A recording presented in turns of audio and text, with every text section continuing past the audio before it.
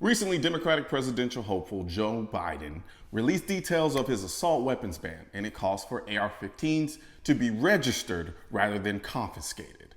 Owners of these weapons would be given a choice to sell their guns to the government or to register them with the ATF. So essentially, Joe, we can do this the easy way or the hard way. Give up your guns voluntarily, or we'll just force you to register them and then take them later. Congratulations, Joe Biden. You are now officially the booty warrior of the political world. I like booty. Johnson went on to tell our crew how he used to satisfy his sexual desires. When I go see him, I say, you come here. I say, I'm telling you what, I like you and I want you. And we can do it the easy way or the hard way. Joe, do you think we're stupid? I mean, you clearly do, because for you to put this moronic, impotent plan out there and to think that it's somehow different from Robert Francis Sommelier's plan is insulting. So the consequence for not voluntarily selling my gun back to the government is that I have to register it with the government, so that when enough time passes and we're all used to having to register our guns and our memories fade and another shooting happens, you can then turn around and say, well, that didn't work, so now the buyback is mandatory. That's not me speculating either, because that's literally what Hitler did. We also had gun control. We had to register our guns.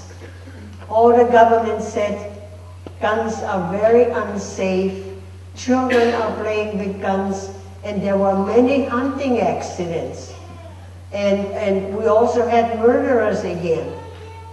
And the only way that they could track the murderers was by the serial number of the guns.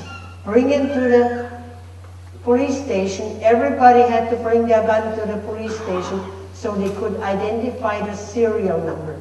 Well, we were still law-abiding citizens, and we brought our guns to the police station, and they took down the serial number. Wasn't much longer that they said, no, it didn't work. We still had murderers, and they couldn't track them. The best way that we would have no more crimes and no more accidents, nobody would get hurt, bring the guns to the police station, and then we wouldn't have any more crime. They already know who had guns, and if you didn't bring your gun to the police station, capital punishment. I didn't see any heroes.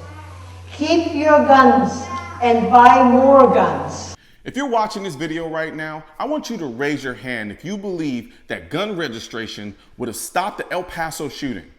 If your hand right now is up, you should slap yourself with it, because the only thing a gun registration is good for is a confiscation. There isn't a recent shooting that a gun registration would have stopped. And for crying out loud, ain't nobody voluntarily turning in their AR-15s except for anti-gunners posing as gun owners to sell the lie that gun owners agree with your silly assault weapon ban. Nobody in their right mind goes out and buys an AR and then after a mass shooting says, you know what? I think I might just go ahead and sell this back to the government. You know why? Because it's asinine. The only difference between Joe and Beto is telling you up front he's coming for your guns. Joe, on the other hand, is being a little slimeball politician about it because he knows it's far more effective to get people to give you what you want if you ask for a little at a time. Trust me, I know, because the just the tip was my favorite late night phrase in college. And let's just say I had fun in college.